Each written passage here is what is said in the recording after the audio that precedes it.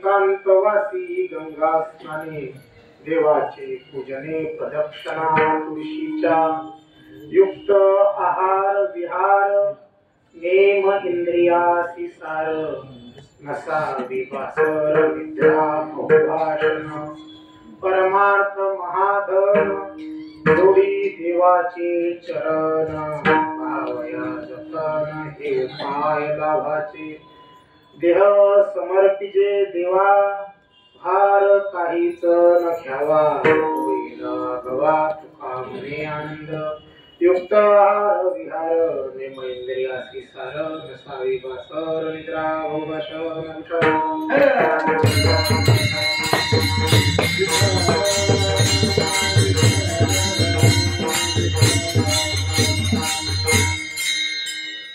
विदर्भ नृपनंदिनी कठिन विनविष्ट रोगस्थितां मुकुंद दयितां शुभां कनकभूषणा लंकृतां अनंत वरदायिनीं कलिमलौघ विध्वंसिनीं स्वभक्त जनतारिणीं अविरत भजं श्री रुक्मिणीं महायोग पीठे तटे धीमरथ्या वरम पुंडरीकाय तातुं मुनीन्द्रै समागत्य तिष्ठन्तमानन्दकन्दं परब्रह्मलिङ्गं भजे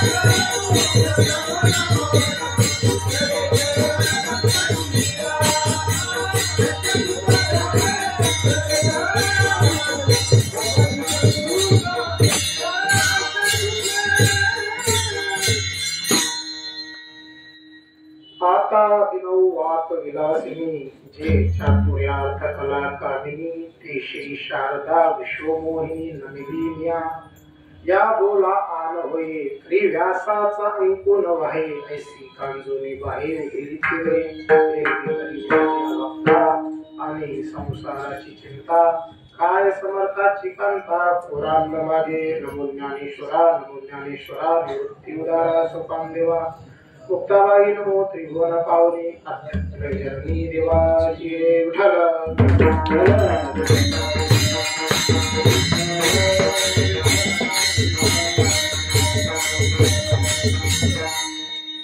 काळ सारावा चिंतने एकांतवासी गंगा स्नाने देवाचे पूजने प्रदक्षिणा तुळशीच्या युक्त आहार विहार नेम इंद्रियासी सार साविवासर निद्रा बहुभाषण परमार्थ महाधन जोडी देवाचे चरण भावयाज करण उपाय लाभाचे देह समर्पिजे देवा भार काहीच न घ्यावा होईल आगवा तुका मनी आनंद युक्त आहार विहार नेम इंद्रियासी सार साविवासर निद्रा बहुभाषण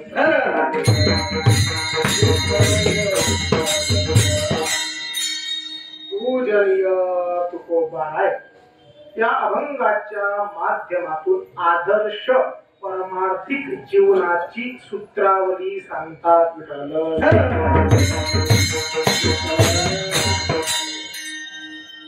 वक्त्याला काही नियम आहेत महाराज प्रत्येक गोष्टीला नियम आहे सनातन हिंदू धर्मामध्ये जगत असताना हे जीवन यापन करत असताना प्रत्येक मनुष्याला त्याच्या कर्मानुसार शास्त्राने काही नियम सांगितले संसारिकाला नियम आहेत ब्रह्मचार्याला नियम आहेत वानप्रस्थाला नियम आहेत संन्यासाला नियम आहेत तसं या कीर्तनाचेही काही नियम आहेत हे सांगितलं अभंग चिंतन करत असताना पूर्वाचार्यांनी काही नियम घालून दिले काही अटी घालून दिल्या त्या पूर्वाचार्यांच्या अटीला नियमाला अनुसरून आणि संप्रदायाला आपल्या गुरु परंपरेला शोभित असं कीर्तन माणसाने त्या वक्त्यांनी करावं आपण हे जे आपण कीर्तनाला इथं जे जमलेलो आहे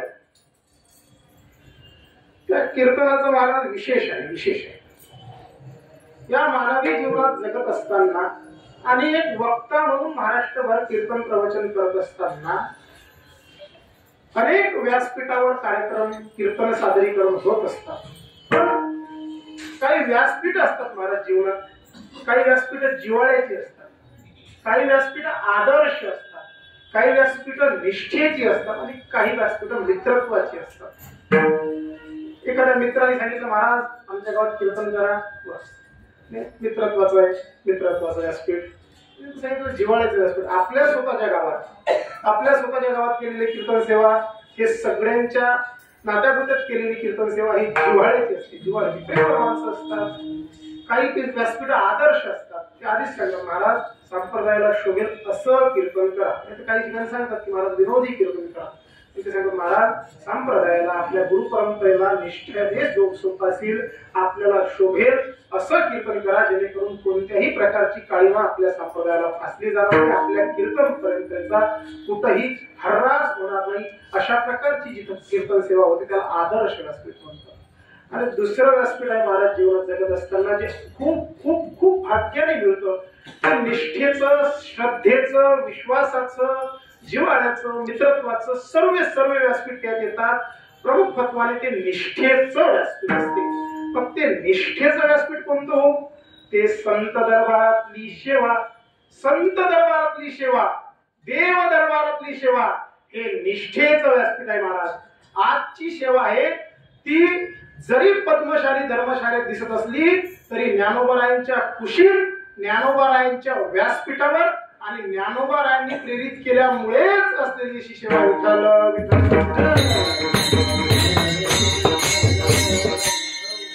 मग निष्ठेचं जर व्यासपीठ आहे तर त्या व्यासपीठातून मला कुठली तारीख मिळाली पाहिजे, लोक असले पाहिजे, लोकांना आनंद झाला पाहिजे, यासाठी कीर्तन करायचे नसतात.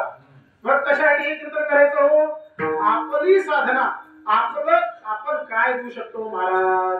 आपल्याकडे काही नाही, मग आपण काय द्यायचं? तर आपल्याकडे आपल्या गुरुजींनी आपल्याकडे दिलेली शब्द सामग्री. आम्हा घरी धर शब्दाचीच रत्ने, शब्दाचीच यत्ने वेच करू. तुकोबारायांनी आपल्या ओटीत घातलेलं, ज्ञानोबारायांनी आपल्या ओटीत घातलेलं, सकल संतांनी गुरुजनांनी आपल्या पदरात घातलेलं दान हे श्री ज्ञानोबारायांच्या चरणी अर्पित करायचं, जेणेकरून त्यांच्या उपकाराचा उतराई होऊ शकत नाही. मात्र प्रयत्न केल्यासारखं की त्यांचा आशीर्वाद आपल्याला मिळावा, त्यांनी आपल्यावर कृपा करावी, यासाठी सेवा असते. आणि आपल्याला ते वाक पुष्प त्यांच्या चरणी सादर करायचं आहे.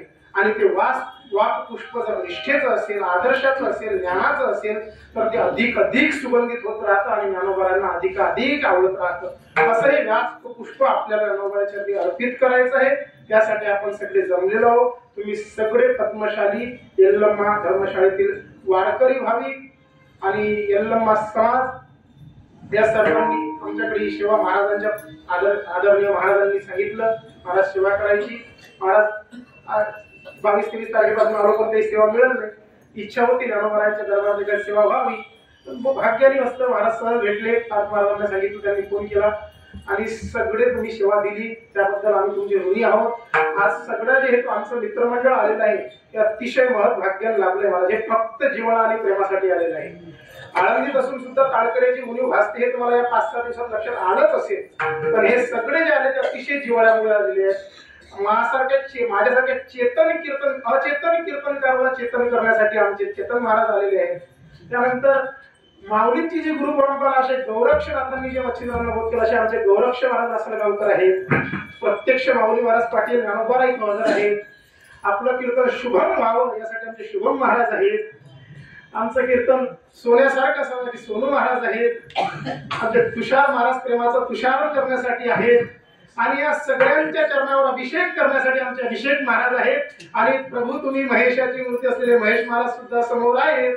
अशा या संत महंतांच्या भेटीगाठीत आपल्याला अभंगाचं चिंतन करायचं. व्याख्यान वक्त्याने करायचं, श्रोत्याने ऐकायचं.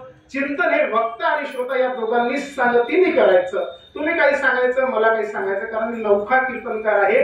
आणि हा अभंग जो घेतलेला आहे या अभंगाच्या संदर्भाने मला अनेक शंका उपस्थित झालेल्या आहेत. मग जर मला शंका उपस्थित झाल्या तर मी त्या शंका कोणाला विचारायला पाहिजे?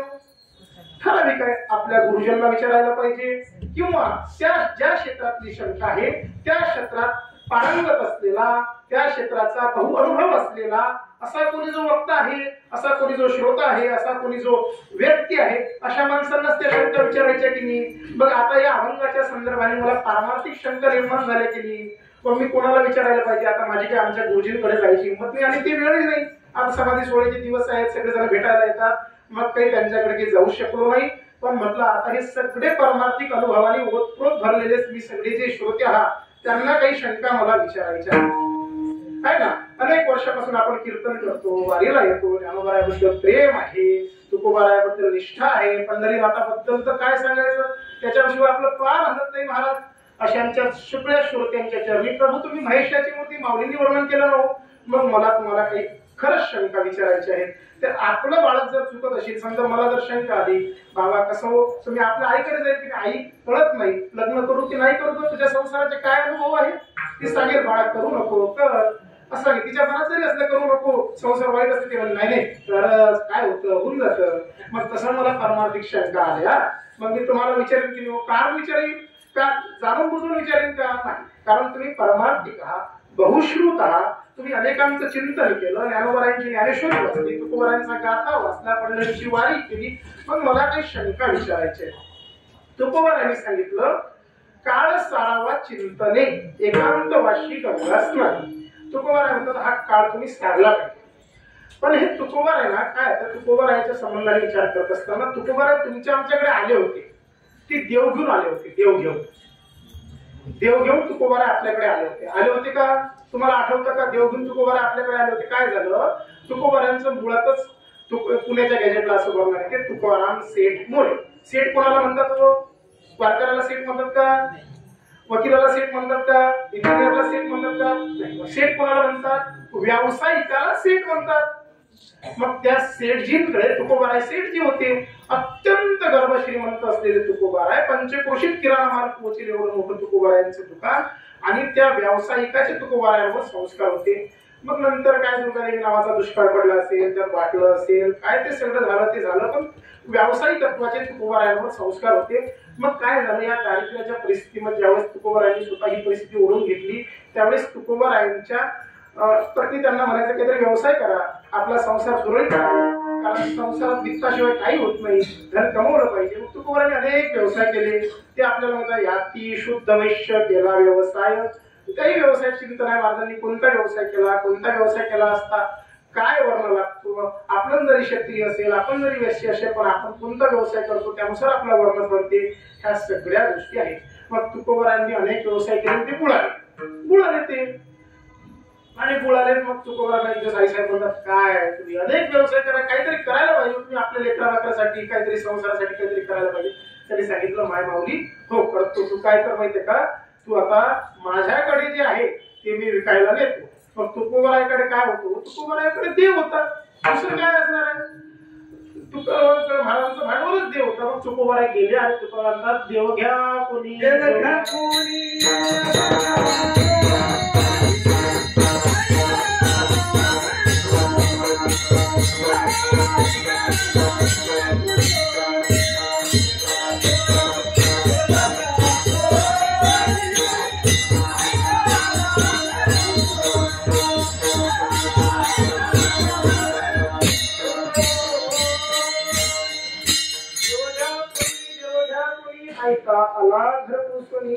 तुम्ही सगळे श्रोते सर्वांगाचं कान करून ऐका. जरी आपण कमी असलो तरी कमी, पण गर्दीपेक्षा गर्दी बरी, सगळे तुम्ही आहात, अत्यंत सर्वांगाचं कान करून ऐका. कारण आपल्याला कीर्तन औपचारिकता म्हणून करायचं नाही, केलं कीर्तन ऐकलं असं आपल्याला चिंतन करायचंय. तुमच्याशी हे काही 80-90 मिनिटं मला जे बोलायचं आहे, यासाठी मला 7 वर्ष आळंदी क्षेत्रात भिक्षा मागून राहावं लागलं. त्याचं तुम्ही चिंतन करा की 7 वर्ष आम्ही इथं भिक्षा मागितली आणि हे अध्ययन केलं. त्यानंतर हे अध्ययन करत असताना आनंदाचं चिंतन करण्यासाठी तुमच्या सर्व 80-90 मिनिटं बोलायसाठी कमीत कमी 80-90 तास अंतरंगाशी चिंतन करावं लागतं, अंतरंगात भांडावं लागतं, अनेक शंका उत्पन्न कराव्या लागतात, त्या निरसन कराव्या लागतात. सोपं नाही की म्हणजे चिंतन आहे ज्ञानोबारायांच्या कृतीने ते घडतं, त्यात काही शंका नाही, पण तुमच्याशी चिंता 80-90 मिनिटं बोलायसाठी अंतरंगाशी 80-90 तास घालावं लागतं, 80-90 तास चिंतन करावं लागतं. त्यामुळे तुम्ही या कष्टांची कदर घेऊन मायबाप हो, फक्त अंतरंगाचं कान करून जरी असू येत नसलं, जरी काही कळत नसलं तरी हवं करायचं. असं तुम्हाला बास वक्त्याला वाटते, कळत आहे बाबा वक्त्याला, असं करायचं. तसं तुम्ही हुशार आहे सगळे. मग तुम्ही सर्वांगाचे कान करून ऐका. मग त्या सर्वांगाच्या कान करून ऐकून काय होईल, प्रसन्न होतील आपल्यावर. कीर्तनात देव असतो म्हणतात, कीर्तनातला देव आपल्याला लक्ष देतो, कोण काय करतो, कोण काय करतो, हे सगळं तुम्ही लक्षात घ्या आणि खरोखर सर्वांगाचे कान करून ऐका. मग तुकोबार आपल्याकडे आले होते, देव घ्या कोणी ऐका आला घर पुसरी आले होते ना. सगळ्यांना मानले की तुकोबार आपल्याकडे आले होते, देव घेऊन आले होते ना. पण तुम्ही महाराज एवढे काही हुशार आहात, संसारिका एवढं हुशार तुम्ही दिसले ना. संसारिकांसारखं हुशार कोणी, तुम्ही सगळे संसारिक आहे ना. कोणी ब्रह्मचारी, कोणी संन्यासी, कोणी वानप्रस्थ, ऐकायच्या. मग तुम्ही सगळे संसारिक तुमच्या दारापर्यंत देव घेऊन तुकोबारा देव घेऊन आले आणि तुम्ही त्यांना काय सांगितलं, काय सांगितलं तुम्ही त्यांना? तुम्ही त्यांना सांगितलं महाराज तुमचा देव आम्हाला नकोय, देव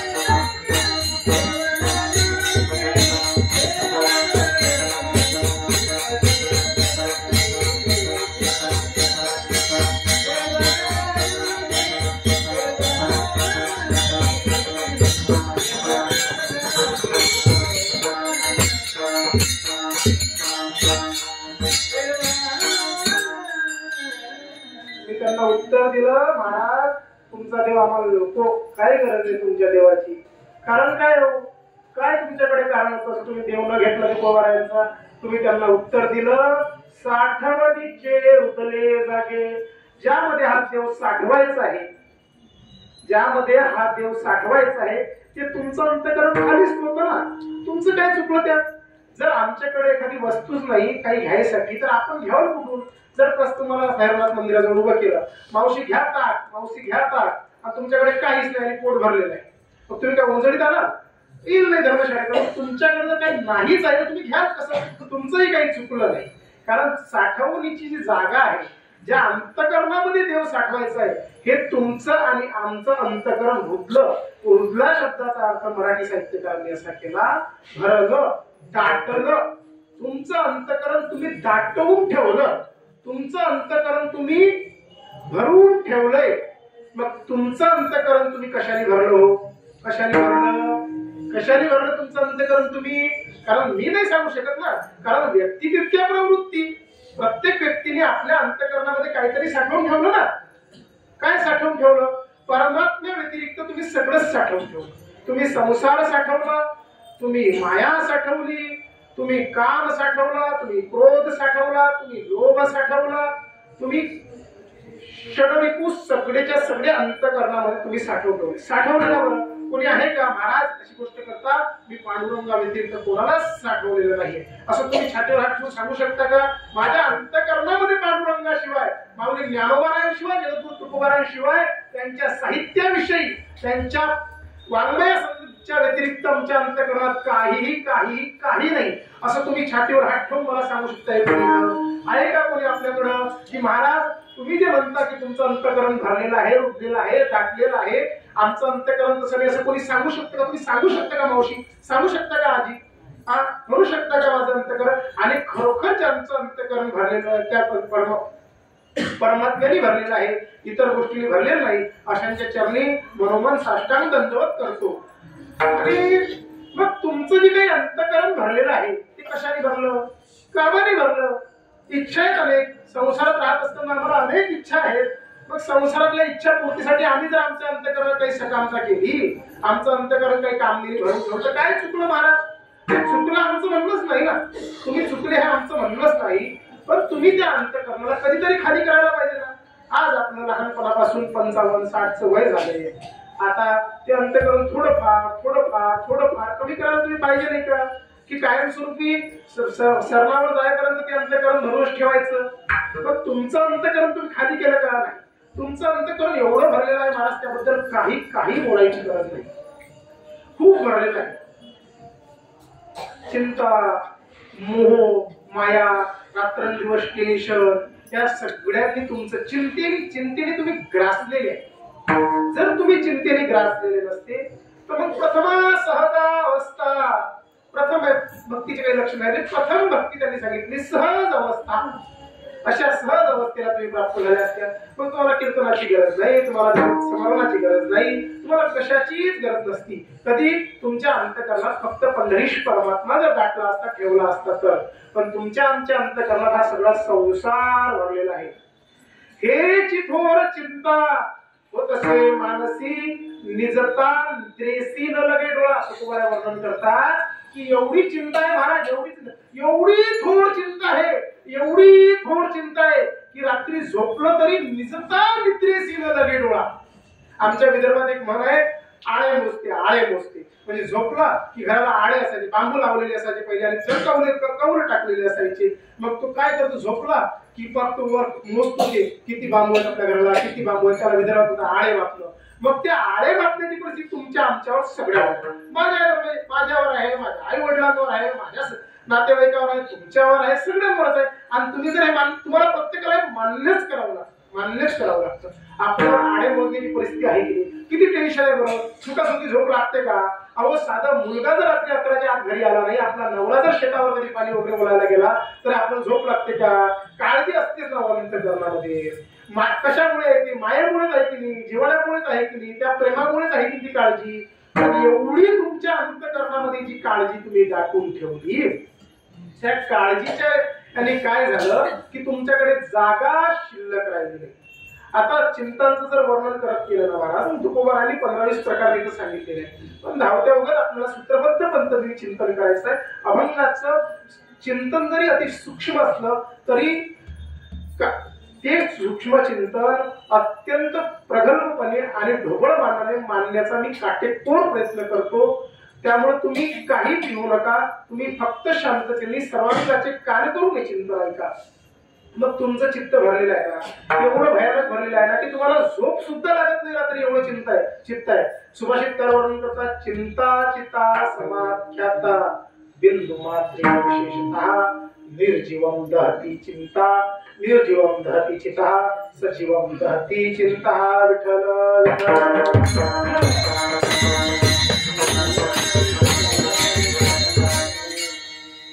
सांगितलं की या चिंतेबद्दल काय सांगायचं महाराज, की निर्जीव गोष्टींना जाळण्यासाठी चिता अग्नी समर्पक आहे. चितेत आणि अग्नीत त्या निर्जीव गोष्टी दहन होऊन जातात, पण या सजीव शरीराला जाळण्यासाठी अप्रत्यक्ष रूपाने चिंता आहे. आपण म्हणत नाही का, लयच बारीक झालो, लयच तुझी तब्येत कमी झाली, काही चिंता आहे का? काहीतरी तुला काळजी आहे काही पुढे जीवाची, कोणत्याही गोष्टीचा घोर तुला लागला का? तरुण मुलं आजकाल बारीक चिरीक होतात, लग्नाचा घोर होऊन नाही राहिलं.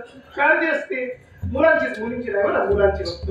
हालत बारीक होत चाललं, काय काळजी लागली, घोळ लागला, होईल की नाही आमचं बरं आहे. आम्ही ब्रह्मचारी राहिलो तर लोक म्हणतील वा महात्मे ब्रह्मचारी राहिले. पण संसारिक जर समजा मुलगा आहे आणि तो जर तसाच राहिला, आमच्या इकडे विदर्भात म्हणतात बियाला ठेवलं कुठं बियाला. मला आम्हाला नाही म्हणू शकत, आम्ही जर तसं राहिलो, समजा इच्छाही असतील तसं राहिलो, नाही मिळाली, लोक म्हणतील वा महात्मे ब्रह्मचारी राहिले, त्याला म्हणतात साधू ब्रह्मचारी आहे. पण संसारिकाचं पोरग परमार्थात नसते ना, लोक म्हणतात बियाला ठेवलं समजतं तुम्हाला. आपण वेल पेरतो अनेक पद्धतीचे, भोपळ्याचा वगैरे, आणि मग त्यातला एखादा भोपळा पुढच्या वर्षी करण्यासाठी त्या वेलावरच वाढू देतो, त्याला बियावर ठेवून. बियाला त्याचा काहीच उपयोग नाही, बियाला ठेवला. अशा पद्धतीने पियाला ठेवला असं म्हणतात. काय काय बोलतील लोक त्या लग्न झालेल्या तरुणाला. अख्खी परिस्थिती गावात खेळत आम्ही राहतो, आमचा मित्र परिवार आहे, कळतं काय काय बोलते कोणीतरी. अशा पद्धतीचा विनोदाचा भाग सोडा. पण चिंतेने व्यापलेला हा सगळा समाज आहे माझा, चिंतेने व्यापलेला हा सगळा समाज आहे. त्या अंतःकरणात त्याचं अंतःकरण अगदी चिंतेने भरलेलं आहे. आणि ती चिंता एवढी घातक आहे की आपल्या जीवाला ते तोडते. मग ते काहीच करू देत नाही. संसारात मन लागू देत नाही, परमार्थात मन लागू देत नाही. नवरा घरी आला काय, पोरग घरी आलं काय. आणि तुम्ही बघा काळामध्ये तुमचा अनुभव सांगतो. माझ्या आई वडिलांचा संसार मी बघितला की नाही, तुमचा बघितलं मला काय कारण आहे. माझ्या आई वडिलांचा, माझ्या आजी आजोबांचा मी घरात राहताना संसार बघितला की नाही. मग त्यांचं एका विशिष्ट वयानुसार चिंता असते, मुलाची चिंता, मुलीची चिंता. मग काय ते संसारावर लक्ष नसते. अहो संसारावरच लक्ष नाही तर परमार्थावर लक्ष जाईल कुठून. मग काय झालं की तुकोबारांनी असा सगळा समाज चिंताग्रस्त दिसला. आणि तुकोबारांचं असं असतं, कृते हे जन न देखवे डोळा येतो कळवळा म्हणून. आज आपल्याला विचारायचं लागते एखाद्या तुकोबारांच्या सोबत संत महाराज अत्यंत अत्यंत कळवळीशी कळवळ्याची जाती करी लाभाची न प्रीती. अशी कळवळ्याची जाती असलेले संत महात्मे आहेत. हे आपलं दुःख, आपल्या जीवाचं दुःख चेहऱ्यावरून ओळखतात आणि आपल्याला न विचारताही उपदेश करतात. शास्त्र म्हणजे न विचारता उपदेश करू नये, पण संत न विचारताही उपदेश करतात. उपदेश सांगत असताना कांता संमित उपदेश, सुहृद संमित उपदेश असे काही उपदेशाचे प्रकार केले. पण वेद कोणता उपदेश करतो, पुराण कोणता उपदेश करते, त्यांनी सांगितलं संत हे कांता संमित उपदेश करत असतात. बायको ज्याप्रमाणे नवऱ्याला समजून सांगते तसा उपदेश संत आपल्या जीवाला करत असतात. मग तुकोबारायांनी आपल्याला सांगितलं, तुम्हाला खूप चिंता लागली ना, तुमच्या अंतःकरणात काम, क्रोध, लोभ, मद, मत्सर, दंभ, अहंकार, षड्रिपू, संसार काय काय काय काय काय काय जे जे आहे ते जे भरलेलं ना, ज्यामुळे तुमची जागा परमार्थासाठी पंढरीश परमात्म्याला साठवण्यासाठी रिकामी नाही ना. मी तुमच्याकडे आलो असताना तुम्ही मला माघारी पाठवले ना. मग तुम्ही काय करा, सर्वप्रथम हे अंतःकरण खाली करा. मग अंतःकरण खाली करा हे त्यांचं म्हणणं बरोबर आहे. मग त्यांना एका जणांनी विचारलं, तुम्ही म्हणता बरोबर आहे, माझे अंतःकरण बुद्धीला अंतःकरण साठवलेलं आमचं अंतःकरण तुम्ही खाली करा म्हणता, पण हे खाली करण्याचा काही उपाय आहे का. उपाय काहीतरी उपाय असेल नाही अंतःकरण खाली करण्याचा. ही रुजलेली हृदयातली जागा खाली करायची. यातले काम, क्रोध, लोभ, मद, मत्सर, दंभ, अहंकार, संसार काय काय काय काय काय काय जे गेले आहेत ते सगळं काढून टाकायचं आणि पंढरीश परमात्मा तिथं विराजमान करायचा. ज्ञानोबा तुकोबा साहित्याच्या सगळं तिथं प्रकट करायचे. त्यासाठी काहीतरी तुम्ही उपाय सांगा. त्यांनी सांगितलं उपाय एक आहे, तो अभंगाचं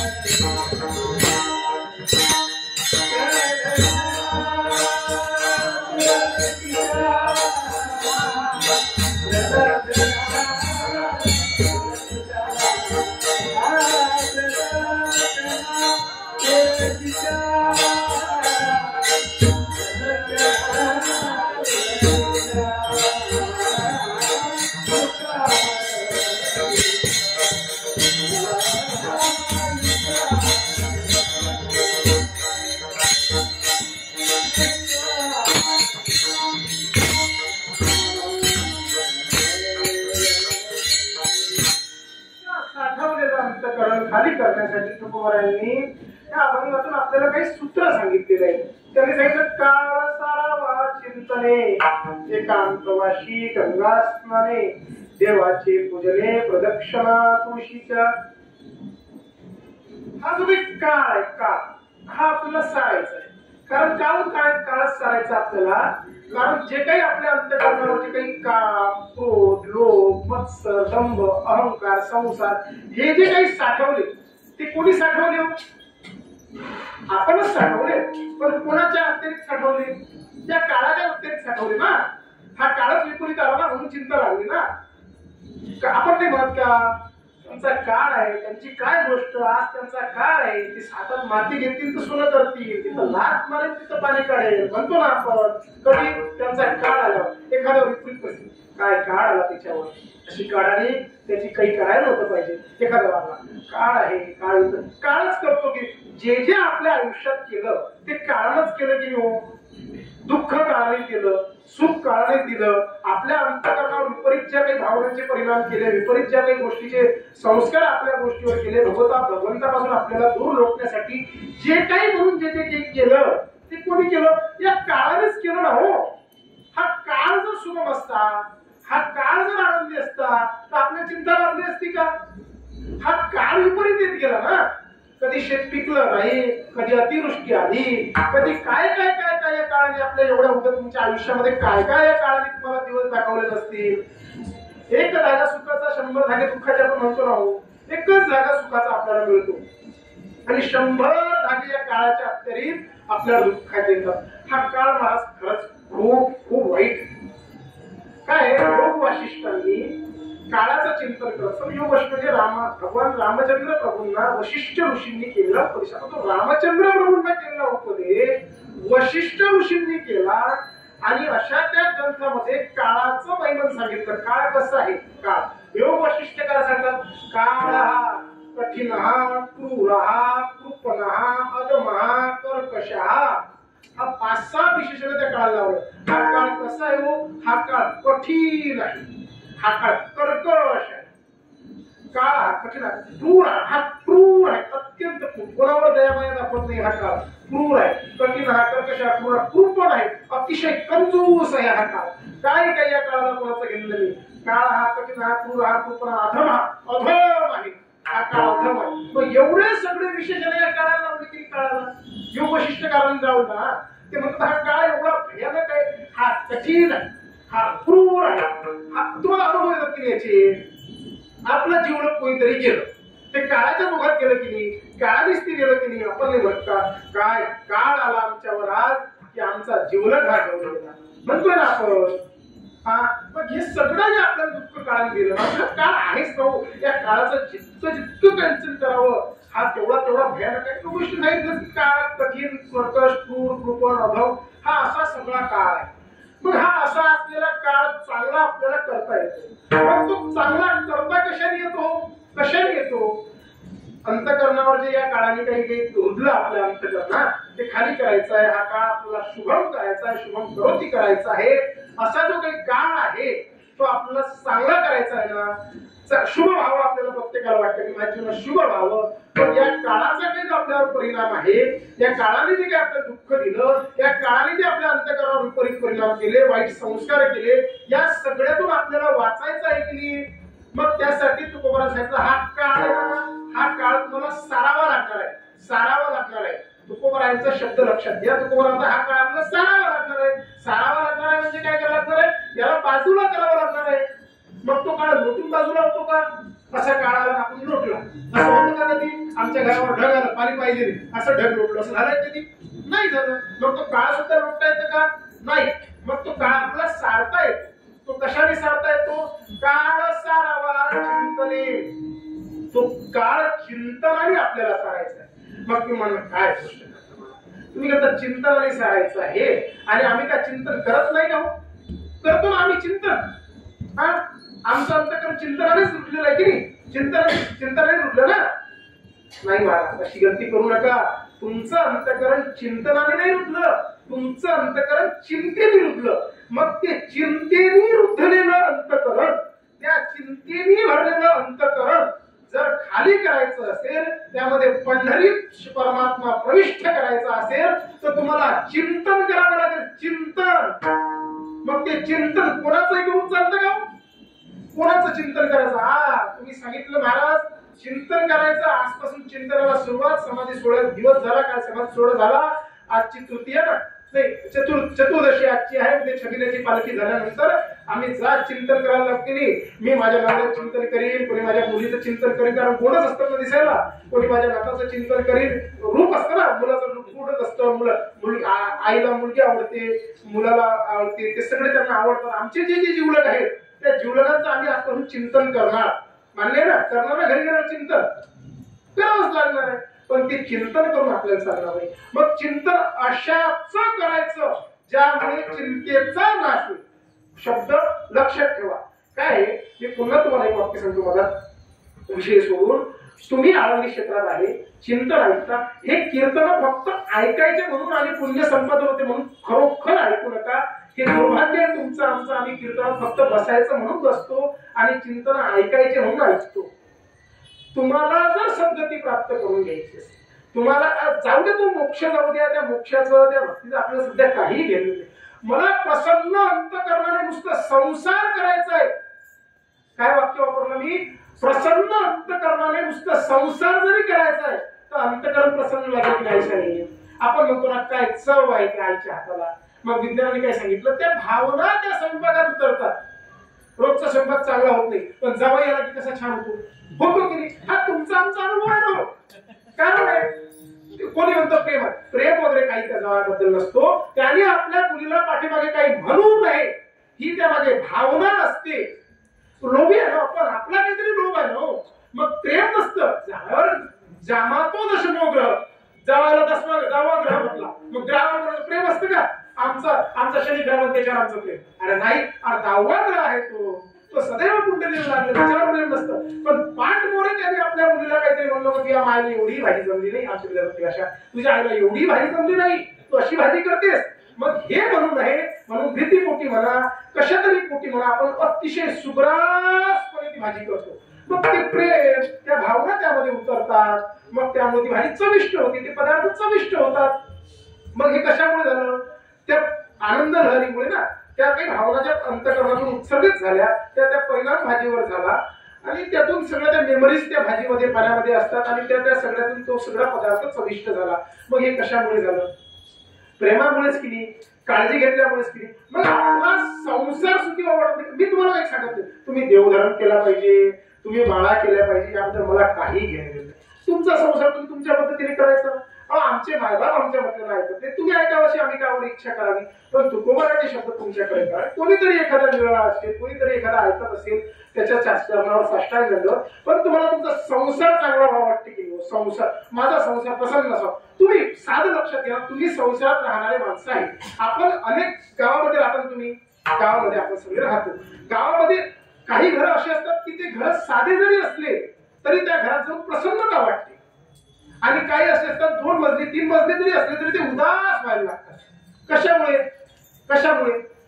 अर्थातच त्या घरातल्या लोकांची मानसिकता चिडचिड झालेली आहे, त्रास आहे आणि मनात शुद्धता नाही, घरात देवाची पूजा नाही, भक्ती नाही, भाव नाही. आणि एखादा साधं गरीबाचं घर असते, शेणाने सारवलेलं असते, वर कवलेरू असते, ते घरामध्ये प्रसन्नता वाटते की. हे तुमचे अनुभव आहे की तुम्ही सांगा ना, तुमचेच अनुभव आहेत की माझे आहेत ते अनुभव. मग तुम्ही अनेकांच्या घरात काय त्या घरात गेल्यावर आम्हाला करमतच नाही, त्या घरात गेल्यावर आम्हाला जमतच नाही. हे आपणच म्हणतो की एवढं मोठं घर बांधलं पण काही प्रसन्नता वाटत नाही त्या घरात गेलं.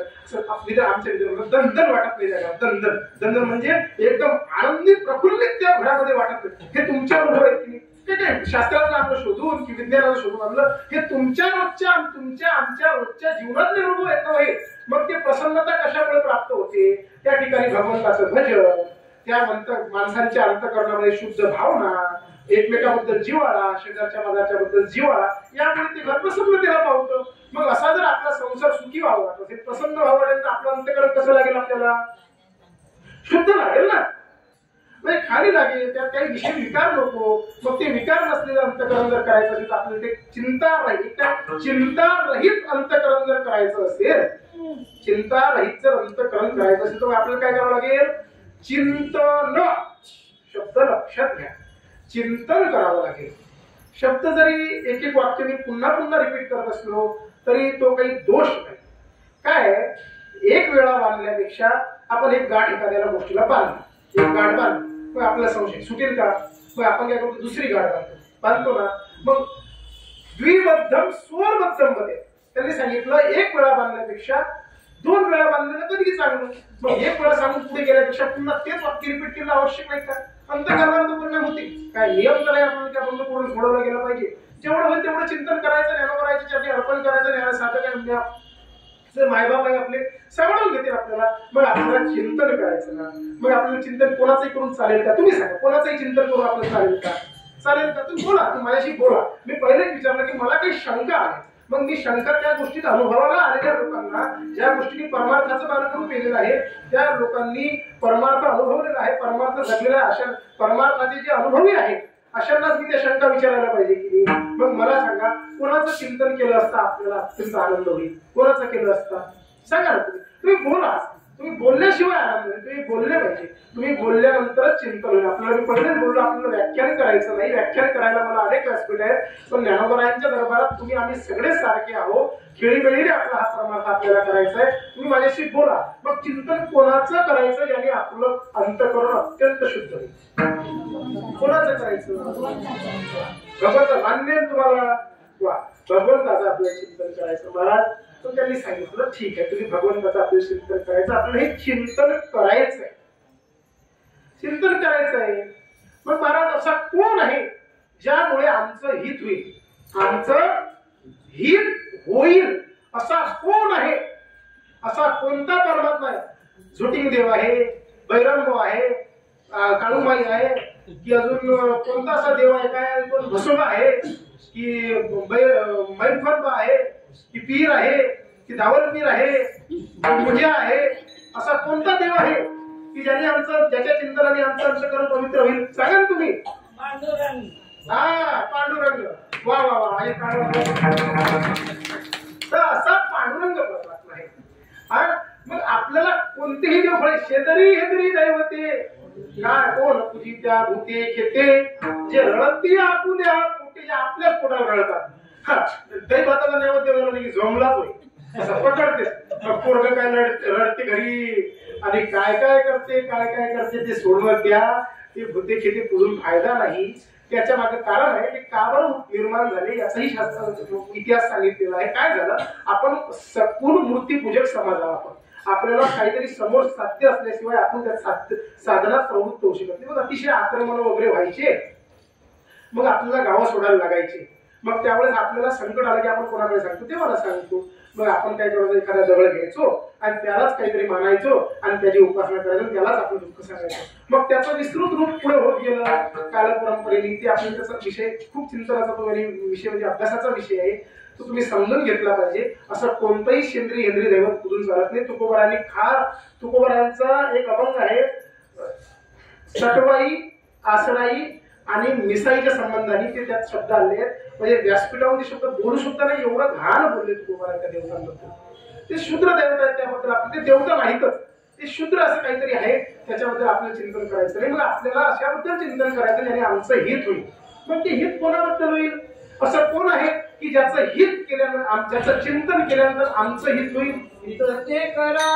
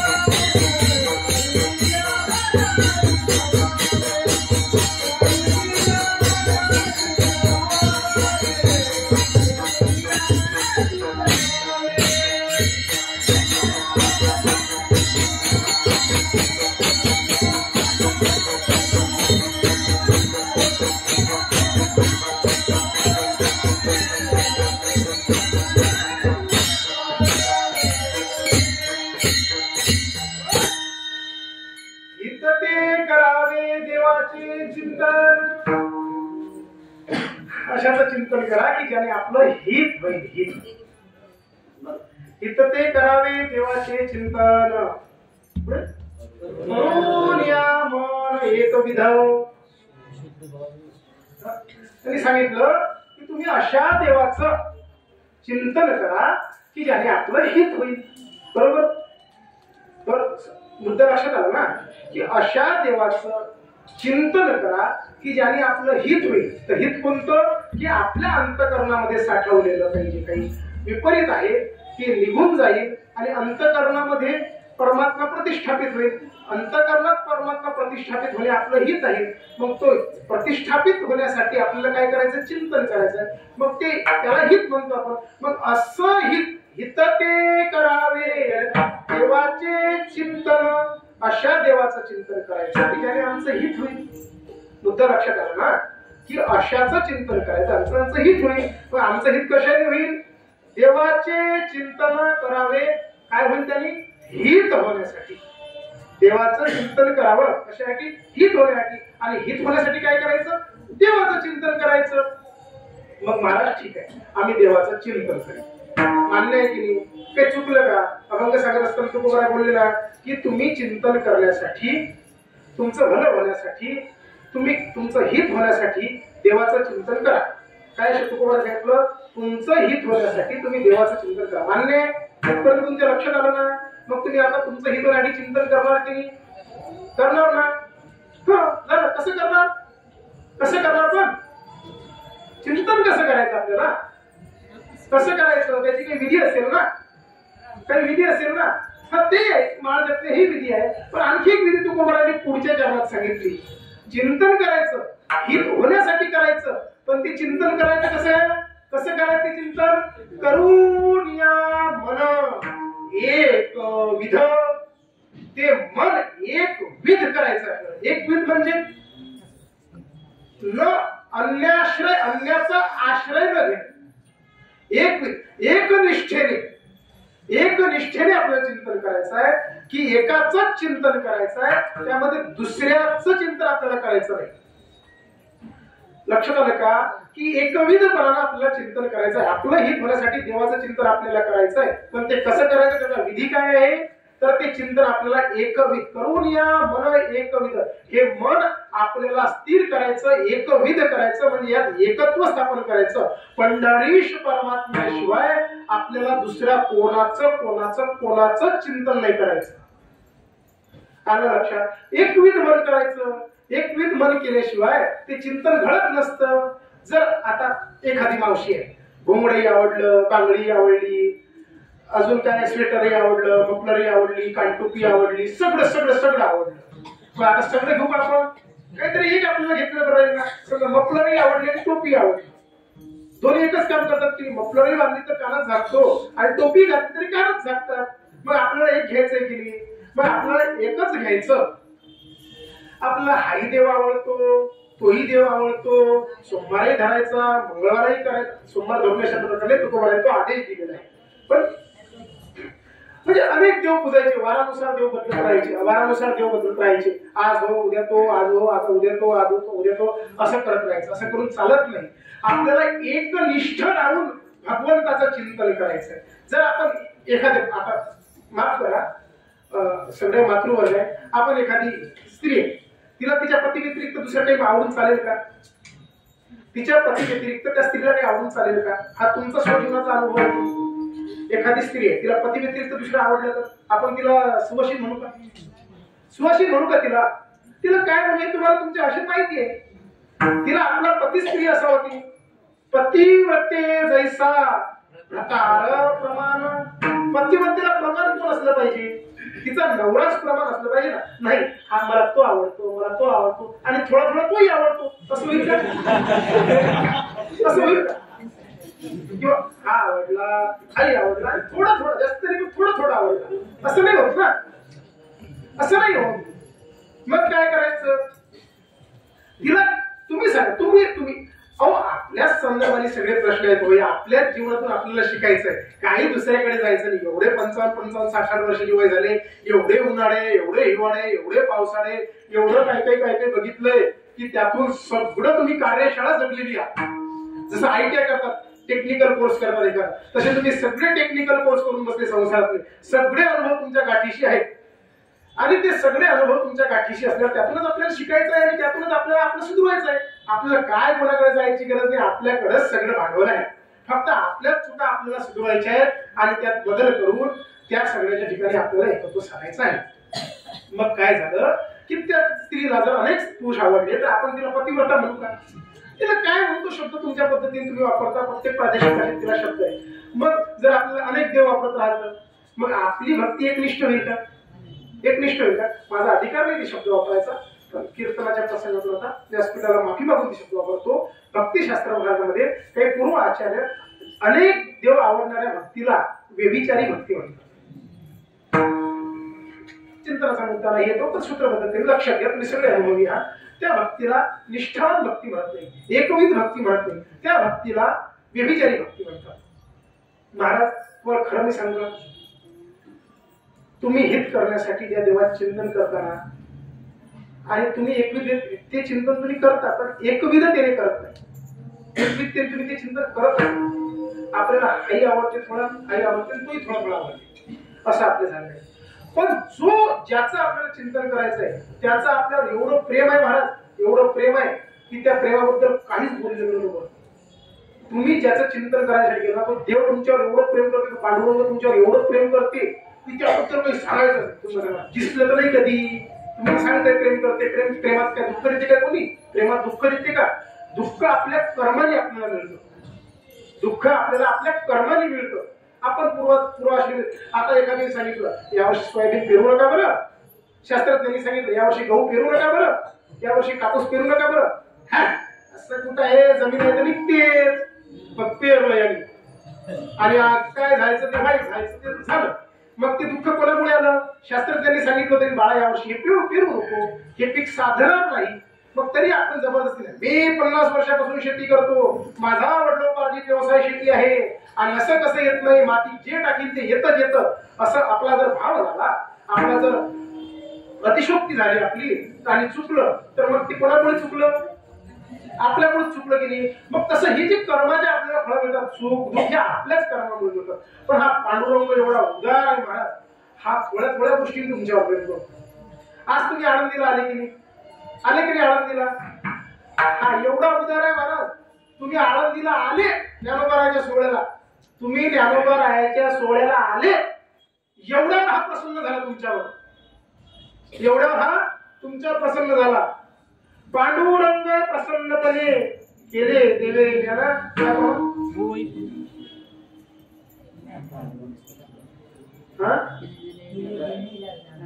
केले देव त्याच्या पूर्वार्ध यात्रे अलंकार तेथे आवडती विठ्ठला. तुम्ही अलंकारपुराच्या यात्रेत आले ना महाराज, या आळंदीच्या यात्रेत आले ना, ज्ञानोबाराच्या संजीवन समाधी सोहळ्यात आले ना, आले ना तुम्ही. मग फक्त तुम्ही आले एवढंच त्याला माहित पडलं की हे भक्त असो नसो, काही असो नसो, हे माझ्या ज्ञानोबारायांच्या सोहळ्यात गेले. काय म्हटलं मी लक्षात आहे का? हे माझ्या ज्ञानोबारायांच्या सोहळ्यात गेले, हे एवढंच त्याला समजलं. तरी तुमच्याकडे यात्रे अलंकापुरा येते आवडती विठ्ठला. तुम्ही एवढं त्याला आवडता कशामुळे? फक्त ज्ञानोबाराच्या सोहळ्यात आल्यामुळे. ते माझं प्राणाप्रवृत्ती आवडती निरुते जे भक्त चरित्र ते प्रशंसती. आता ज्ञानोबाराचं चिंतन तुम्ही ऐकलं की नाही? मग तेवढं तुम्ही कीर्ती निराने स्नान केलं, प्रदक्षिणा केली, चिंतन ऐकलं मोठ्या महात्म्यांचं आणि ज्ञानोबाराचं चरित्र ऐकलं, एवढ्याने तो तुमच्यावर प्रसन्न झाला, एवढ्यानेच प्रसन्न झाला, एवढ्यानेच तुमच्यावर अतिशय तो प्रेम करते.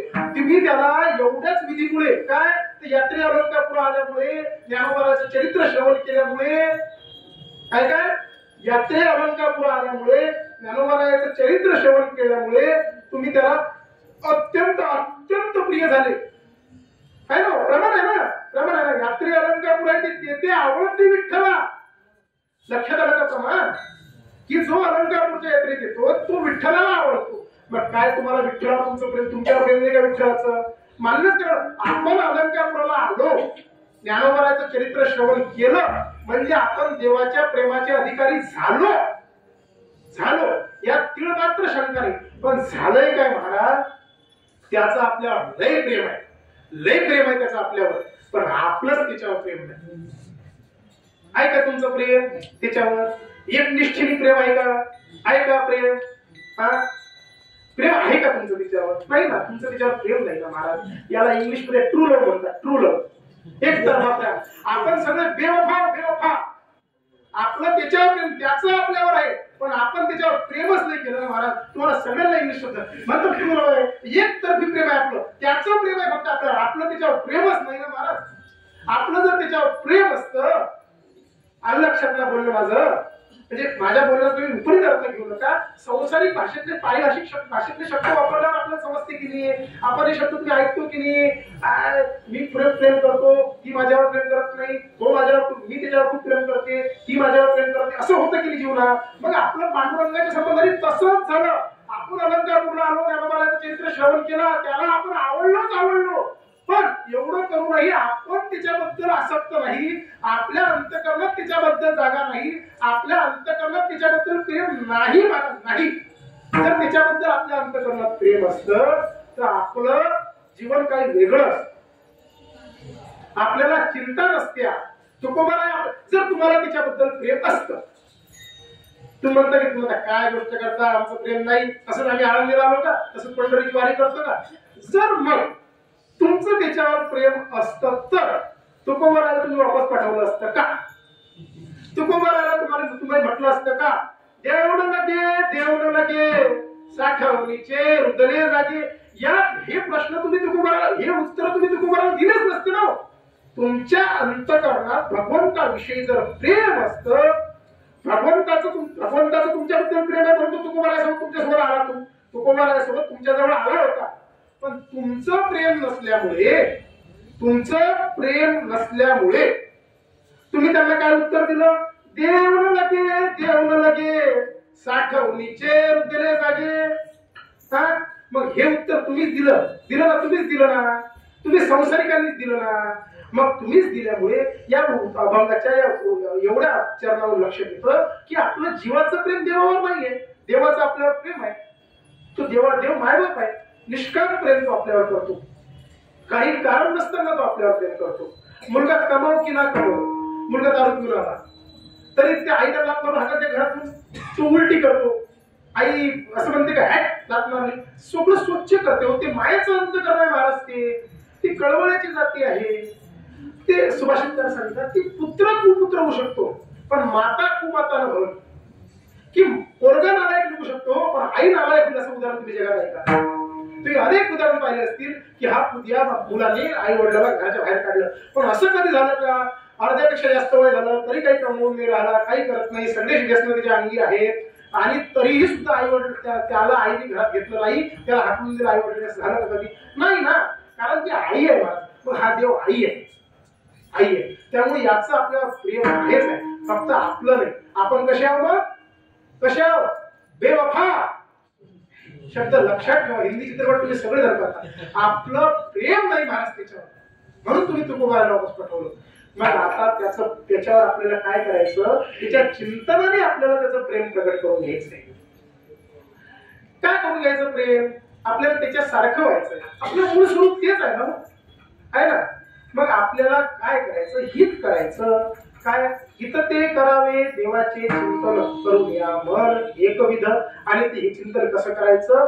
एक निष्ठेने करायचं. पांडुरंगा व्यतिरिक्त मला कोणी पांडुरंग माय, पांडुरंग बाबा, पांडुरंग मावशी, पांडुरंग चुलता, पांडुरंग जे जे काही असेल, विठ्ठल गळी स्थळी भरला तिथा ठाव नाही मुरला, असं प्रेम आपलं करायचं. जे जे दिशे रूप, जे जे होत ते मानिजे भगवंत. आणि आपल्याला प्रत्येक गोष्टीत पांडुरंग कोण आपल्याच्या अंतःकरणामध्ये आपल्याला पांडुरंग पाठवायचा. मग ठीक आहे महाराज, आता आपण आपल्या मूळ मुद्द्यावर, आम्ही सगळे संसारिक आहोत. तुम्ही आम्हाला सांगितलं संसाराची चिंता करायची नाही, संसारातलं कोणतंच व्यसन अंतःकरणामध्ये साठवून ठेवायचं नाही. संसारामध्ये फक्त अंतःकरणामध्ये पांडुरंग परमात्मा प्रतिष्ठित करायचा, त्याने आमचं हित होईल. मग नेमकं ते हित होईल कोणतं? असं कोणतं हित आहे, असं कोणतं हित आहे की ज्याने आमचा संसार सुख होईल? बरोबर आहे ना?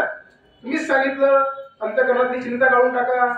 मग चिंतन आणि चिंतन करा, ज्याने ज्या चिंतनाने चिंता निवृत्त होईल. मग त्या चिंतन करण्यासाठी अशाच चिंतन करा ज्याने आपलं हित होईल. मग त्या देवाचं आम्ही चिंतन करतो. आता एक वेळा सांगा ना महाराज, काहीतरी अपेक्षा असल्याशिवाय मंदोपीनं प्रवर्तते. सुभाषित काय वर्णन करतात, एखादा पागल मुलगा, येळा मुलगा, मॅट मुलगा आहे, त्याला आपण तोही त्याला चॉकलेट दाखवल्याशिवाय आपल्याकडे येतो का? मॅटच आहे बरं, त्याला काही अक्कल नाही, मंद आहे, मतिमंद आहे, निर्बुद्ध आहे, तरी तो मुलगा चॉकलेट दाखवल्याशिवाय आपल्याकडे येत नाही. त्यालाही समजते काहीतरी खायला द्यायचं आहे. आपण वृंदावन वगैरे करत जातो, त्या वानरच त्यातील बंदरच ना, त्या माठाला काही कळतं का? त्या माठाला सुद्धा आपण किळी दाखवली की आपल्याकडे येतं की नाही? हे तुमचे अनुभव आहेत की नाही? मग मला सांगा, काहीतरी लाभ असल्याशिवाय, लाभ थोडाफार प्रमाणात लाभ, आमचं अंतःकरण सकाम आहे महाराज, एकदम निष्काम होत नाही. मग काहीतरी लाभ सांगा ना तुम्ही आम्हाला, की ज्या चिंतनामुळे ज्या चिंतनामुळे आमचं हित होईल. असं कोणतं हित होईल बा संसारातलं? कोणतं आमचं हित होईल की ज्यामुळे आमचं अंतःकरण शुद्ध होईल? असं कोणतं हित होईल? कोणतं हित आहे? असं आहे ना, असं तुम्ही आठवा ना, असं काय आहे बा, असं काय आहे? त्याचं चिंतन केल्यानंतर आमचं कोणतं हित होईल कळतं का? तयाच्या चिंतने निरसेल संकट, तरा दुर्घट भवसिंधू. आज मितीला तुम्ही संसार करत असताना देवाजवळ कधी जाता? ज्यावेळेस काहीतरी संकट येईल त्याच दिवशी आपण देवाला आठवतो ना. जे काही संकट नसताना आनंदातही देवाला आठवतात त्यांच्यासारखे भाग्यवंत आहे. पण आपण सामान्य जीवाचा विचार करू. सामान्य जीव ज्यावेळेस दुःख येतं, काहीतरी संकट येतं, त्याच दिवशी देवाजवळ जाताना. मग तयाच्या चिंतने, त्याच्या चिंतनानं कोणतं हित होते? तयाच्या चिंतने निरसेल संकट, आपल्यावर संकट निवृत्त होते, निवृत्त. मग संकट अनेक प्रकारचे आहेत. धनाचं संकट, दारिद्र्याचं संकट, काळाचं संकट, अपमृत्यूचं संकट, जेवढे म्हणून काही संकट असतील त्या सगळ्या संकटाचं निरसन होते. कधी? तयाच्या चिंतने. त्याचं चिंतन केलं की आपलं संकट निरसन होते, आपलं संकट निवृत्त होते. तयाच्या बस महाराज एवढंच होते का? संकटच निवृत्त होते का?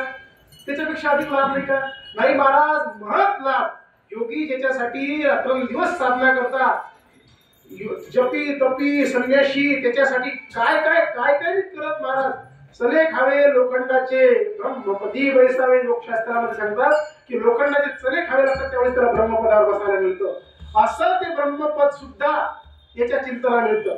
तयाच्या चिंतने निरसेल संकट, तराल दुर्घट भवसिंधू. हा मायेने व्याप्त जो काही भवसागर आहे, भवसागर हा सुद्धा आपण तरुण जातो. कशामुळे? कशामुळे? चिंतनामुळे. चिंतनामुळे. आलं लक्षात? महाराज आमचं हित तुम्ही सांगितलं, आमचं संकटही निवृत्त होते, म्हणजे आम्हाला मुक्ती मिळते आणि मुक्ती मिळते. भवसागर तरुण झाले म्हणजे काय? मुक्त स्थितीला प्राप्त होणे, ब्रह्मज्ञानावर आरूढ होणे, सहज स्थितीला पावणे, असा त्याचा अनेक प्रकारे अर्थ करता येतो. मग मला सांगा, त्याच्या चिंतनाने सांसारिक संकटही निवृत्त होतात आणि आपल्याला आपलं अंतिम ध्येय धर्म अर्थ काम मोक्ष जो चतुर्विध पुरुषार्थ आहे, तो चतुर्विध पुरुषार्थ सुद्धा आपल्याला प्राप्त करून घेतात. कशामुळे? कशामुळे? ठीक आहे बघा, तुम्ही सांगितलं संकटही निरसन होतात आणि आपल्याला चतुर्विध पुरुषार्थापैकी मोक्षही प्राप्त होतो. ह्या भवसागरही आपल्याला तरुण जाता येतो. मग आणखी काहीतरी सांगावं मला थोडस, आणखी काहीतरी याच्या चिंतनामुळे मला काहीतरी प्राप्त होईल असं काहीतरी सांगा ना. असं काहीतरी थोडं सांगावं. अपेक्षा असते संसारिक जीवाची, काहीतरी मिळालं पाहिजे. आम्हाला वाटतं आम्हाला धन मिळावं, आम्हाला ऐश्वर्य मिळावं, यश मिळावं, आम्ही हातात जे घेऊ त्याचं माती घेऊ तर सोनं झालं पाहिजे, आम्ही जिथं लात मारू तर पाणी निघालं पाहिजे, आमचे मुलं बाळ यशस्वी झाले पाहिजे, आमचा कीर्ती झाली पाहिजे, आम्हाला औदार्य, आम्हाला दान देता आलं पाहिजे, पंक्तीच्या पंक्ती आमच्या घरी उठल्या पाहिजे, आलेल्या पावपावल्याचा आम्हाला सत्कार करता आला पाहिजे, सोयऱ्या धायऱ्याचा सत्कार करता आला पाहिजे. ही संसारिकाची सामान्य अपेक्षा आहे की मग हे मिळेल का आम्हाला? हे मिळेल का? हे मिळेल का? संसारात धन मिळेल का? आम्हाला यश मिळेल का? आम्हाला प्रतिष्ठा मिळेल का? आम्हाला ऐश्वर्य मिळेल का? आम्हाला औदार्य मिळेल का? मिळेल ना. त्यात काय आहोत ज्याचं जे स्वरूप आहे, तुम्ही जिच्या घरी गाय किंवा म्हैस आहे अशाच्याच घरी ताक मागायला झालं, की जिच्या घरी काहीच जनावर नाही, तुझ्या घरी दुखतच नाही, तिच्या घरी ताक मागायला जायचं का? तुम्ही वकिलाला म्हणसाल की आमच्या घराचा नक्षा काढा, वकील आहे माहिती द्या ना, हो आमच्या घराचा नकाशा काढून कसे द्या, खुलेवा लागता, असं होईल का? नाही ना. मग आपण इंजिनियरला म्हणतो का आपला एखादा मुलगा इंजिनियर झाला, लढणं काय तेवढी केस, लढणं तेवढी केस काय यातून त्याचं वावर तू घेतलं आपल्याला, ओके इंजिनियर आहेसच की 4 वर्ष तूही शिकला की नाही, मग कर ना तेवढी. आता मला जर म्हटले काय माझ्या एखादा नकाशा 4 वर्षाचं इंजिनिअरिंग असते, 4 वर्षाची संस्थाही असते, मग काढावर एखादं तुम्ही लय गाव फिरवलेली आहात, लय गावचे घर पाहिले, पान एखादं काढून जमते काय काहीतरी शोभ का, असं होईल का? ज्याच्याकडे जे आहे तेच मागावं लागेल की नाही. कुंकवाच्या दुकानात तुम्ही मंगळसूत्र बघायला जाल का? त्या कोणाला भाऊ 2-3 दिनाच असं होईल का? त्या कोणाला काय म्हणतात त्याला केसाला बांधायचं असं होईल का? माझी वैदर्भीय भाषा असल्यामुळे माफ करा, ते शब्द तिकडे येतात वराडी भाषेतले. पण असं होतं का आपल्याकडे, आपण घोंगडी घ्यायची, आपल्याला घ्यायची घोंगडी, आपण बांगडीच्या दुकानात जाऊ का? जिथं बांगडा मिळत तिथं घोंगडीत जाऊ का? मग हे ज्याच्याकडे आहे त्यालाच मागावं लागेल ना. पण हे कोणाकडे? हे पंढरीश परमात्म्याकडे. काय प्रमाण? ऐका यशस्वी औदार्य ज्ञान वैराग्य ऐश्वर्य हे साही गुणवर्य वसती जेथ तो हा भगवंतू. तो भगवंतू कसा आहे? ऐका यशस्वी औदार्य ज्ञान वैराग्य आणि ऐश्वर्य. यश, श्री, औदार्य, ज्ञान, वैराग्य आणि ऐश्वर्य हे 6च्या 6 तिच्याजवळ आहे. मग ज्याच्याजवळ त्याच्याजवळच मागायचं की नाही. मग मागण्याची पद्धत सांगा मला. आता जातो पांडुरंगाकडे, इथून गेल्याबरोबर घरी जायचं नाही, लगेच पंढरपूरला पांडुरंगाचा बरं इथेही जायची गरज नाही, तो पांडुरंग आज इथंच आहे पालखीत वास्करवाड्यात तो थांबलेला आहे, त्याच्याकडे आम्ही 9ला केलं सुटलं की लगेच जातो त्याला हे मागून आणतो. मान्य आहे तुम्हाला? जाल ना तुम्ही, फक्त पद्धत सांगा तुम्ही आम्हाला कसं मागायचं की ते आम्हाला मिळेल. त्या पांडुरंगाकडे ते आहे ना, मग तुम्ही आम्हाला पद्धत सांगा, आम्ही लगेच जातो त्याच्याकडून भाडून घेऊन येतो. असं होईल का महाराज? तुकोबाला सांगितली चिंतने चिंतने तद्रूपता.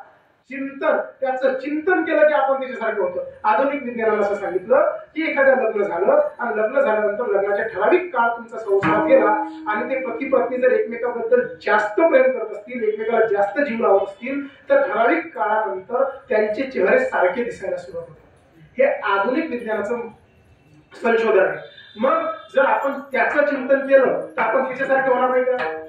त्याच्याच सारखे होणार. त्या चिंतने तद्रूप, चिंतनाने त्याच्यासारखी तद्रूपता आपल्याला प्राप्त होईल. मग त्याच्यासारखं आपण झालं की आपणही ज्ञानवान होऊ, आपणही ऐश्वर संपन्न होऊ, आपणही श्रीयुक्त होऊ, आपणही वैराग्य संपन्न होऊ, आपलंही अंग अवधारे लागेल.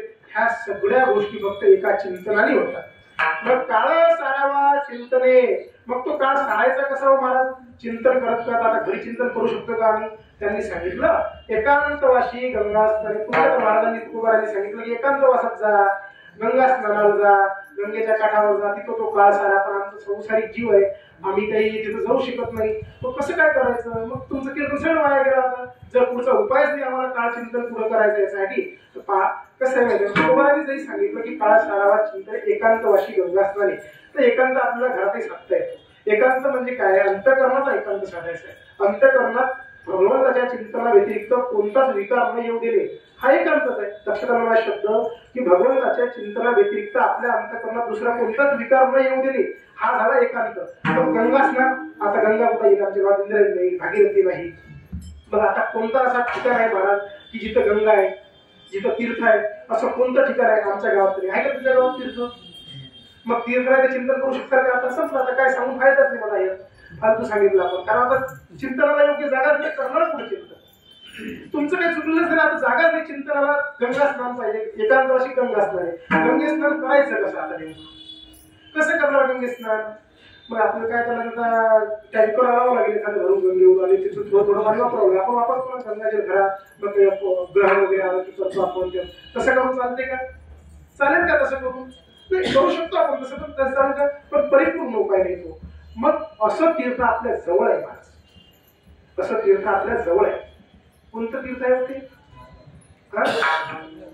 सकळ तीर्थाची धुरे, जे का माता पितरे तया सेवेसी कीर शरीरे लालोन कीजे. ज्ञानोबा सांगता सकळ तीर्थाचं धूर म्हणजे मूळ. सकळ तीर्थाचं मूळ काय आहे? काय सकळ तीर्थाचं मूळ? मात्या पित्याचे चरण हे सकळ तीर्थाचं धूर मूळ आहे. सकळ तीर्थ आपल्या आई आणि वडिलांच्या चरणाशी असतात. आपल्या आई वडिलांच्या चरणाशी सकळ तीर्थ वास करतात. तया सेवेसी कीर शरीरे, आपलं शरीर त्यांच्या सेवेशी कीर करा म्हणजे वाहून टाका. मग आता तुम्हाला समजलं एकांत साधायचा म्हणजे काय करायचं, तर अंतःकरणात भगवंताच्या चिंतना व्यतिरिक्त काही होऊ द्यायचं नाही, हा एकांत झाला. मग तीर्थ एकांत गंगास्नान म्हणजे काय, तीर्थस्नान म्हणजे काय, तर आपल्या आई वडिलांच्या चरणाची सेवा करत करत आपल्याला चिंतन करायचं. आपलं जे परमात्मा इष्ट दैवत आहे ते कशामुळे प्रगट झालं? आई वडिलांच्या सेवेमुळे. पंढरपुरात पंढरीश परमात्मा कसा प्रगट झाला याचे 13 उदाहरणं शास्त्रकारांनी वर्णन केले आहे. 13 पद्धतीने तो झाला असा आहे, ते सूक्ष्म चिंतन आहे. पण तो आई वडिलांच्या सेवेने प्रामुख्याने प्रगट झाला. मग असा असलेला परमात्मा आई वडिलांच्या सेवेने प्रगट झाला आणि आपल्याला काय करायचं, आई वडिलांच्या चरणाशी राहून त्यांची सेवा करत करत भगवंताचं चिंतन करायचं, जेणेकरून आपल्या अंतःकरणातली चिंता बाहेर जाऊन त्यामध्ये भगवान पंढरीश परमात्मा आपल्याला प्रविष्ट करता येईल. मग काळ साळा चिंतने एकांतवासी गंगास्नाने देवाचे पूजने. आता देवाच्या पूजनेने करावं लागेल. मला लगेच 2 मिनिटात मी बोलणार आहे. 5 मिनिटात अगदी 5 मिनिटात संपवणार आहे सगळं. पूजा आपल्याला करायची आहे. आपण अनेक पूजा पाहतो की नारायण नागबली पूजा आहे की, काळसर्प पूजा आहे की, पशुपती पूजा आहे की, अभिषेक पूजा आहे की, देवाला षोडश राजभोग बालभोग 56 भोग लावले पूजा आहे की. महाराज आम्ही आर्थिक दृष्ट्या असंपन्न आहे, आमच्याकडे काही नाही, पण आम्ही अशी कोणती पूजा करू? महाराज शास्त्राने अनेक पूजा सांगितल्या असतील, पण या वारकरी संप्रदायाने एक विशिष्ट पूजा सांगितली. महाराज या वारकरी संप्रदायाचं महाराज तत्वज्ञानच अलौकिक आहे. महाराज उगाच नाही, गुलाबराव महाराज महादनकरांनी असं म्हटलं की हा वारकरी संप्रदाय जगाचा विश्वाचा धर्मगुरु जगाचा धर्म होईल.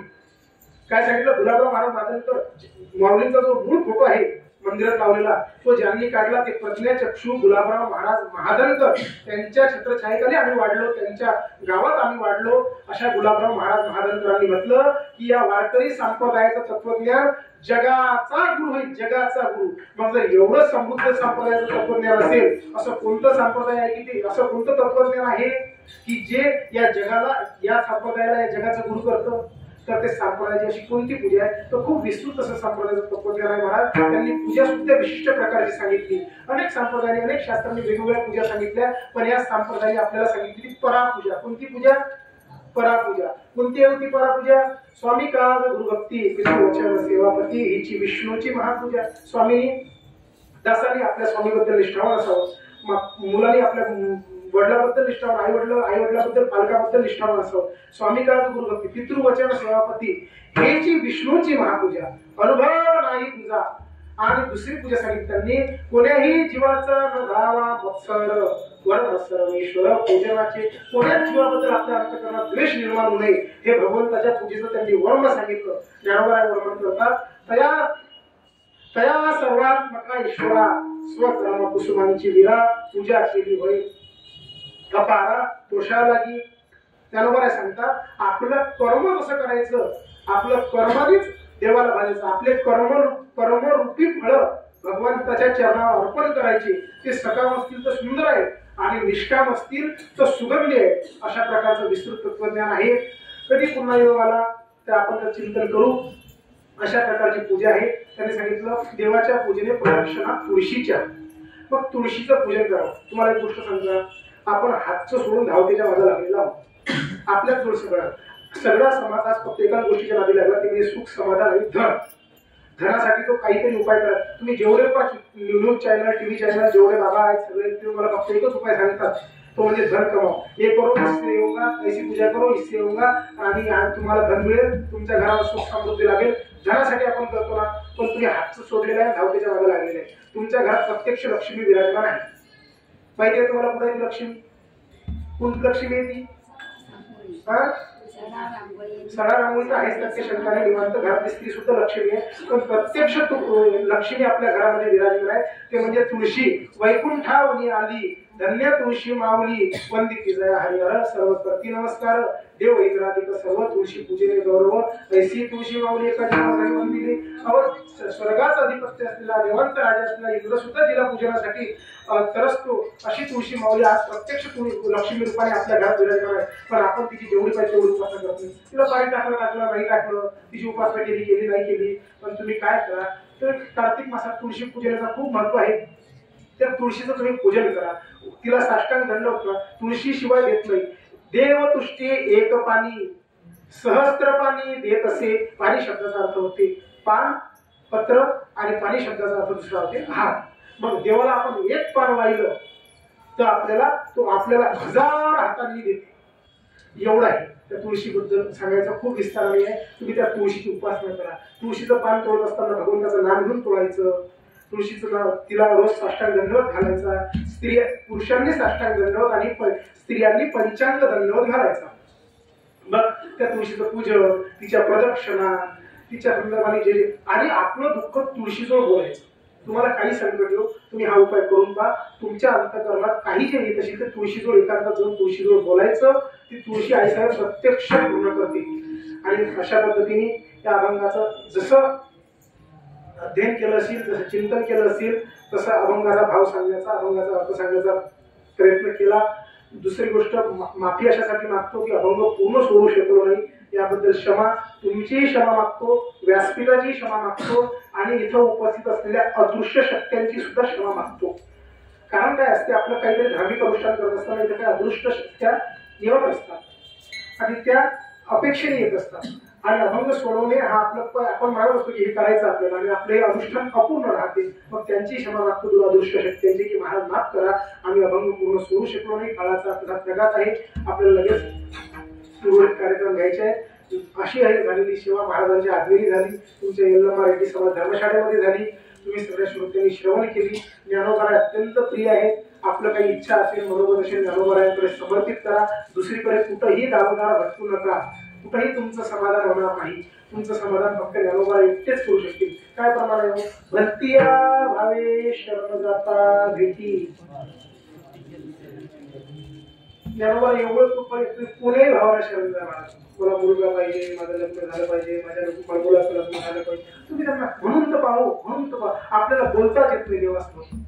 आपण जातो समाधी रोड पडवतो, काही काय बाहेर असं त्या समाधीवर जाऊन हात ठेवतो. अत्यंत प्रेमाने ज्ञानोबारायांना शरण जा. ज्ञानोबारायांना प्रार्थना करा. 5 मिनिटं मंदिरात बसा. ज्ञानोबारायांना शरण जा. ज्ञानोबारायांना आपली समस्या सांगा. माय आहे, माय लेकराला कधी उपाशी करत नसते, आपल्या दूर लोटत नसते. इतरांच्या दरवाज्यात भटकून फायदा नाही. आपला संप्रदाय खूप श्रीमंत आहे, आपलं दैवत खूप श्रीमंत आहे. अहो एवढं श्रीमंत आहे की हा कामं करतो संतांच्या घरी, संतांच्या घरी. हा एवढा उदार आहे. याच्याबद्दल काय बोलायचं महाराज, याच्या औदार्याबद्दल. आणि संत तर मायाळू आहेत महाराज, दयाळू आहेत, कृपाळू आहेत. मायेच्या अंतकरणात तुमचं आई भाव आहे, त्या संतांना वाटेल कसं काय हो? वाटत नाही महाराज. भरती पुणे भावाने शरण जाणार तुम्ही ज्ञानोबाला सांगा, ज्ञानोबा आहे परिस्थिती नाही हो, माफ करा. संसारात तुम्हाला भक्तीशिवाय काही वेगळं मागायला नाही पाहिजे. पण तुम्ही काय मागायला पाहिजे? तुम्ही काय, आमच्याकडे तुम्हाला भगवंताच्या भक्तीशिवाय काही मागायला नाही पाहिजे. तर तुम्ही ना आम्हाला संसारात थोडं द्यावं. संसारातल्या अपेक्षा पूर्ण झाल्याशिवाय भगवंताच्या चिंतनात आमचं मन लागणार नाही. आम्हाला थोडी इच्छा पूर्ण करावं. काळजी आहे, काळजी वाटते. तुम्ही संसारात टाकलं नाव आम्हाला, हा संसाराचा गळा तुम्हीच ओढायला लावला नाव. मग तुम्ही का बरं आम्हाला त्यावेळेस सांगितलं लग्न करू? तुम्हीच आमच्या बुद्धीत म्हणून भोग्य त्रिशुद्धी न चुके बुद्धी होणाऱ्या सारे टाके माझ्याही कपाळी पिटावे लोके ते लोके काय.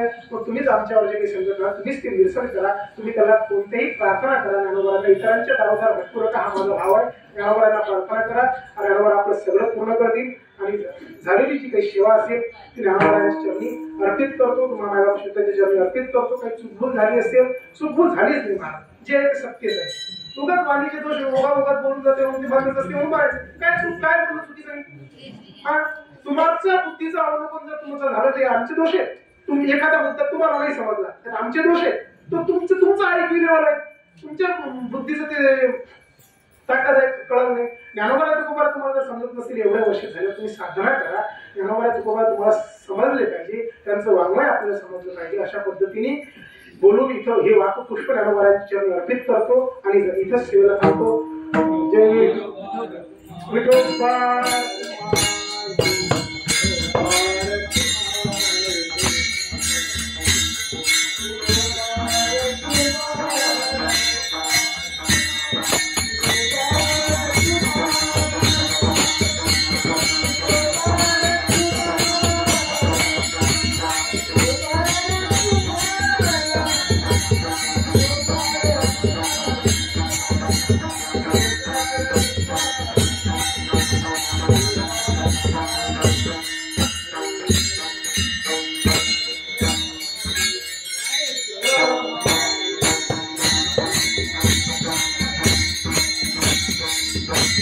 हा,